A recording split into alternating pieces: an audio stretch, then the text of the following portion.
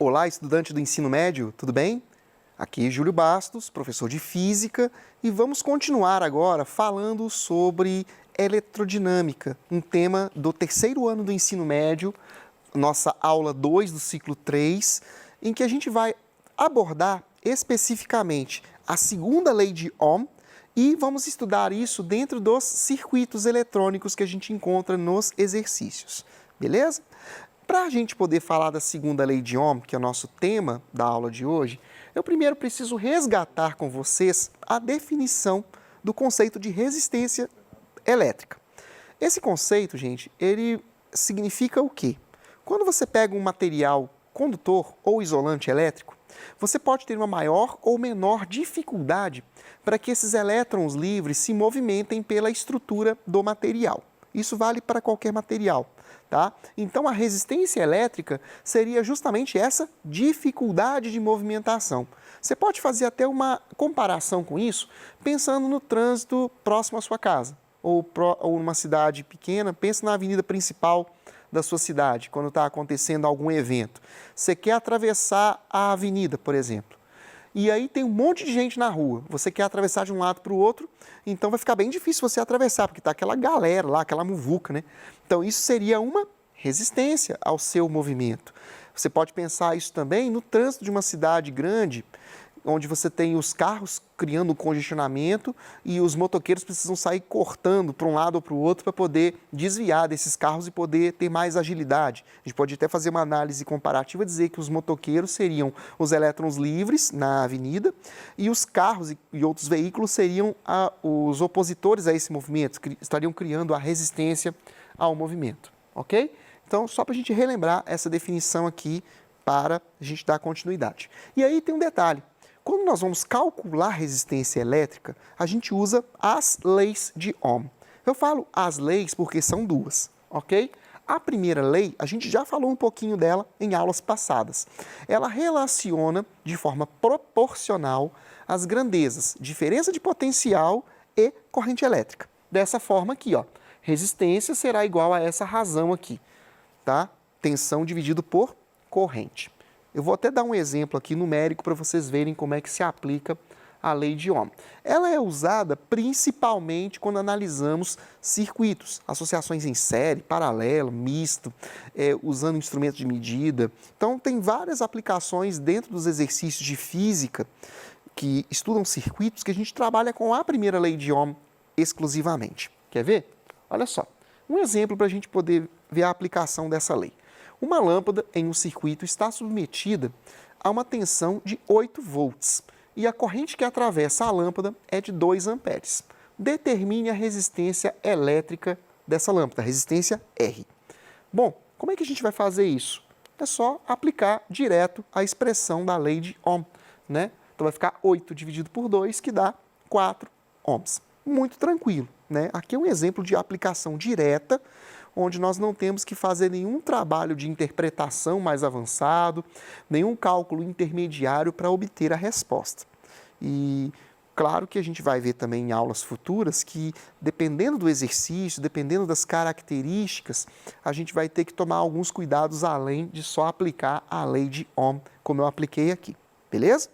Bom, já a segunda lei, ela calcula a resistência elétrica também, só que agora considerando características do material que criou a resistência e não variáveis dos circuitos eletrodinâmicos. Então a gente vai falar de características, como por exemplo, tipo de material, eu vou falar do comprimento desse material, da espessura dele. Então são características físicas do meu material que são incorporadas aqui para a gente escrever a equação da segunda lei de Ohm. Então aqui nós temos que a resistência elétrica vai ser o resultado dessa expressão aqui. Aqui nós temos a letra ρ, que indica o que nós chamamos de resistividade. A resistividade, ela é uma grandeza que está diretamente relacionada ao tipo de material, ok? Então, para bons condutores elétricos, essa resistividade é baixa, enquanto para os isolantes ela é alta. Então, você tem um valor ali que é tabelado para cada material. Para o cobre eu tenho um valor, para o alumínio, para o ferro, para o ouro, para a prata, para a borracha. Eu tenho tabelas que eu encontro em materiais ou na internet, em que você tem esses valores aí. A gente vai até fazer um exercício daqui a pouco onde eu mostro essa tabela e aí vocês vão entender um pouco melhor. O L seria o comprimento desse fio, né, que produziu a resistência. E o A seria o que nós chamamos de área de seção transversal. Você pode trocar até e falar que é espessura, é até mais fácil, para não ter problema na hora de pensar nas variáveis que permitem eu calcular resistência elétrica aqui.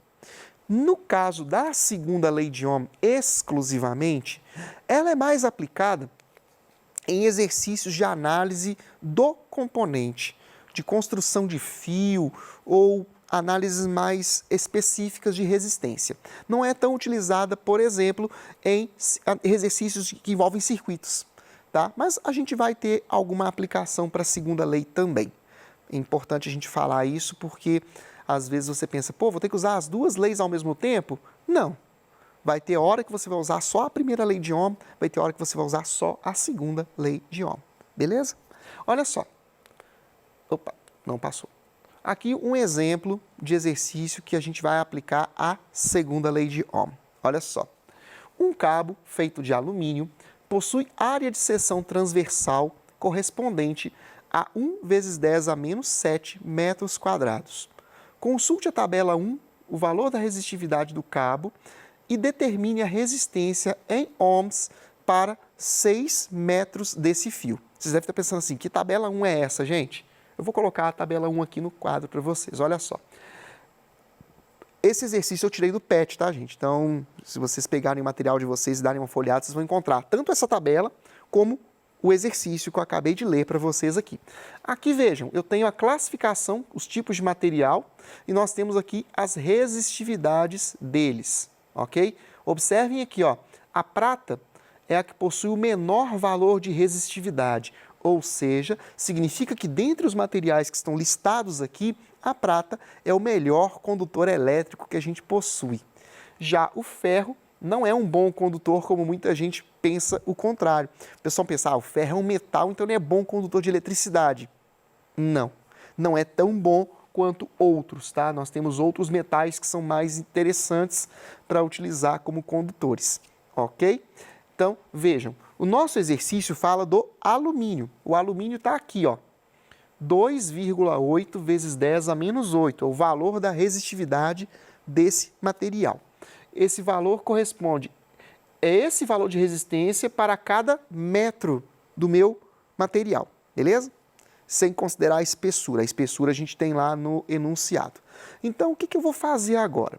Eu vou pegar aquela expressão matemática e vou aplicá-la, substituindo, obviamente, os valores que a gente tem no exercício aqui na tabela e vamos colocar a resolução aqui para vocês. Olha só, a resistividade, que eu mostrei para vocês agora há pouco na tabela, o comprimento do fio está aqui, ó, 6 metros, e a área de seção transversal ou espessura.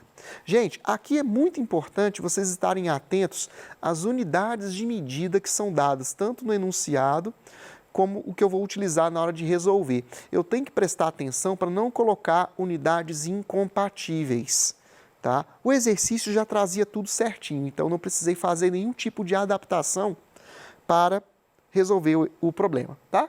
Então aqui, gente, a partir desse momento, o nosso exercício, ele deixou de ser físico e passou a ser simplesmente matemático. É uma aplicação das regras de potenciação ou de potências de 10, como o pessoal da matemática gosta de chamar essa parte do conteúdo, né? Então é aplicar aquelas operações que envolvem potência de 10.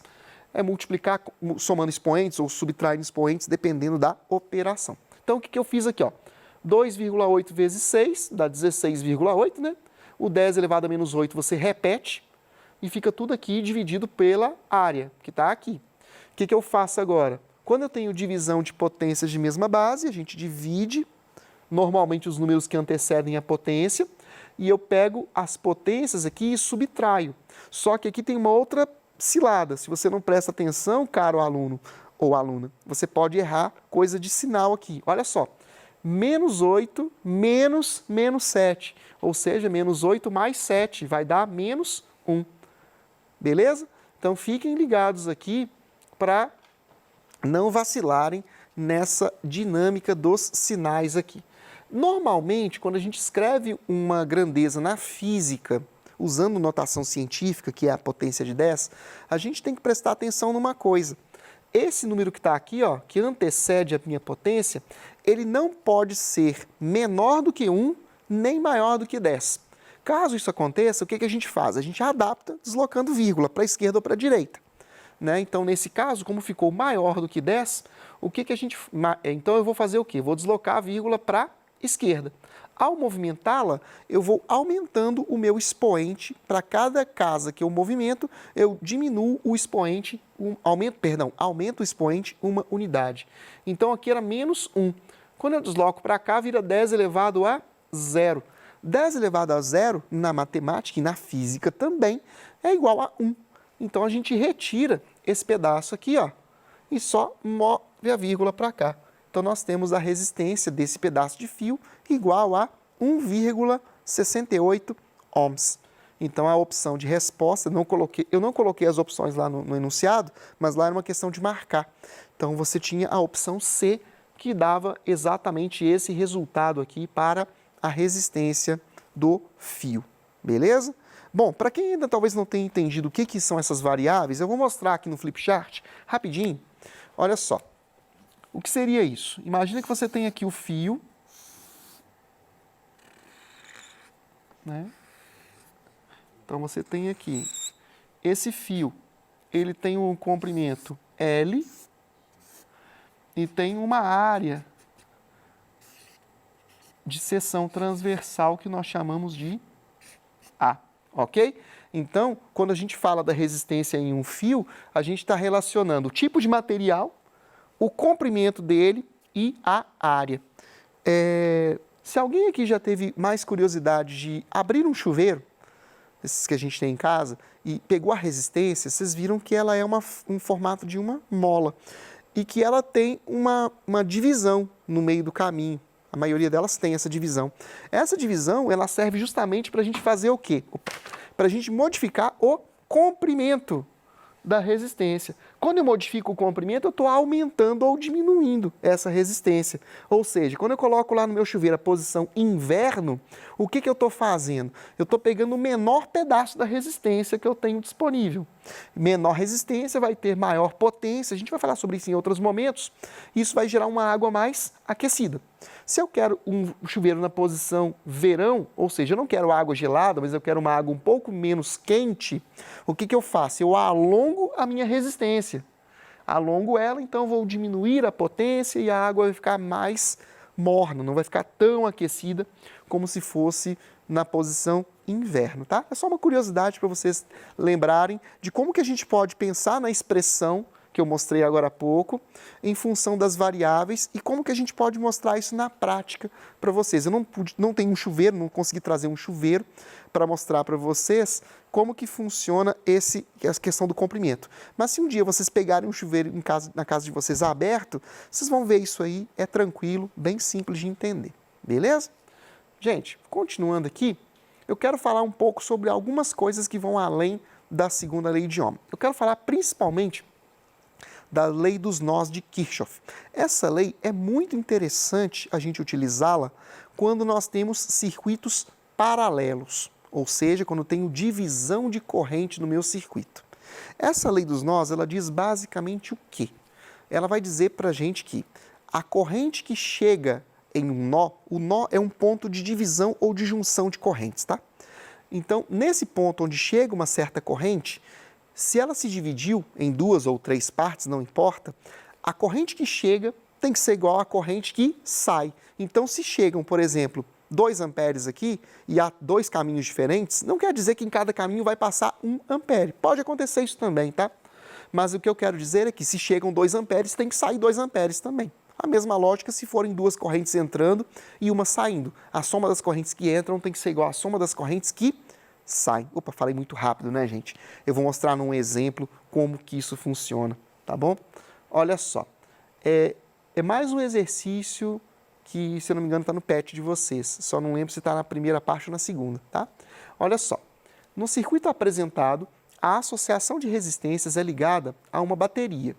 O valor das resistências tem uma resistência R1 de 3 ohms e os demais resistores são de 6 ohms e a bateria é de 24 volts.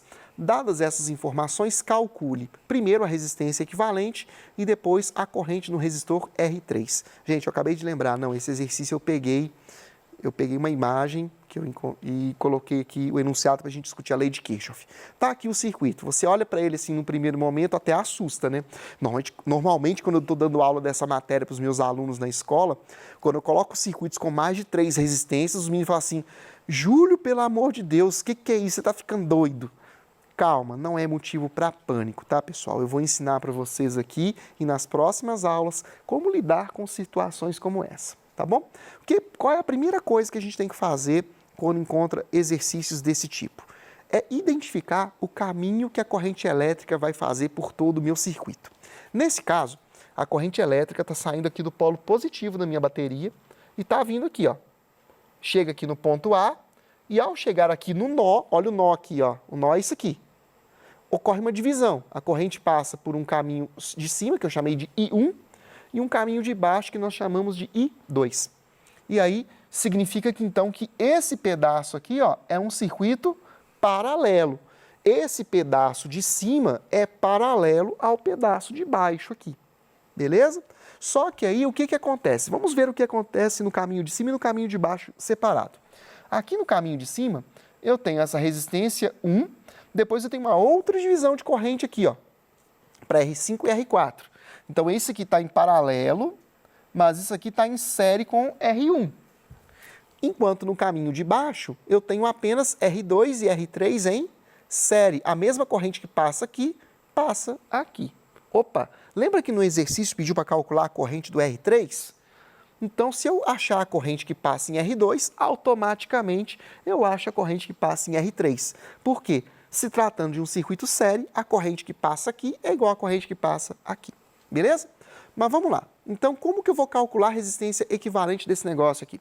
Eu vou pegar esses dois em paralelo, vou pegar o resultado disso, vou colocar em série com o R1, tá? E vou guardar essa informação. Vou chamar de parte superior. E aqui embaixo eu vou fazer o R2 em série com o R3, que eu vou chamar de parte inferior. Depois que eu terminar as duas partes, eu vou juntá-las, porque aí as duas partes estão em paralelo, ok? E aí a gente vai ter a resistência equivalente. Eu vou mostrar agora os cálculos para vocês verem como é que ficou. A parte de cima, olha só, R4 em paralelo com R5, igual eu mostrei para vocês, e isso está em série com R1. Então, fazendo os cálculos, vocês vão encontrar 6 ohms. Na parte de baixo é só somar as resistências, vai dar 12 ohms. Juntando as duas, que estão em paralelo, ó, vai dar 4 ohms a resistência equivalente do meu circuito. Mas, Júlio, para que eu precisava descobrir a resistência equivalente aqui? Se eu não tenho condição de responder a pergunta B sem ter a resposta da pergunta A. Por isso foi necessário fazer isso. Tá? Para a gente calcular a corrente sobre R3, eu primeiro precisava descobrir qual é a corrente total no meu circuito. E essa corrente total, que acontece antes da divisão, só é possível de calcular conhecendo a resistência equivalente. Então aqui, ó, aplicando a lei de Ohm, encontrei a corrente total, 6 amperes. Né? Então, observem, como eu falei para vocês, ó, a corrente chegou no nó e dividiu em duas, I1 e I2. Então o que acontece? Olhando para os valores dos resultados do caminho de cima e do de baixo, o que vocês percebem? Que o caminho de cima, ele tem metade do valor da resistência do caminho de baixo. Um é 6, o outro é 12, né? Então, o que acontece? A resistência, ela vai trabalhar de forma inversamente proporcional com a corrente. Então, se eu tenho metade da resistência em cima, quando comparada com a parte de baixo, então significa que a corrente que passará por cima é o dobro da corrente que passará por baixo. Ou seja, eu posso dizer que o I1 é o dobro de I2. Então, eu escrevi aqui, matematicamente, só substituir I1 por 2, I2. Aqui eu estou usando a lei de Kirchhoff, tá? Usando a lei de Kirchhoff, eu vou encontrar o valor de I2. I2 é a corrente que passa por baixo, né?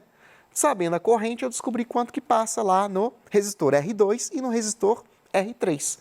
Olha, aqui deu 2 amperes, não deu? Como a corrente I1 é o dobro, então aqui vai ser 2 e aqui vai ser 4.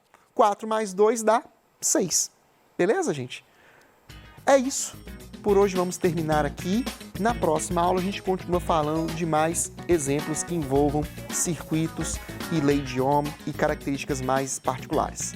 Estudem e qualquer coisa estou aqui para ajudá-los. Até a próxima!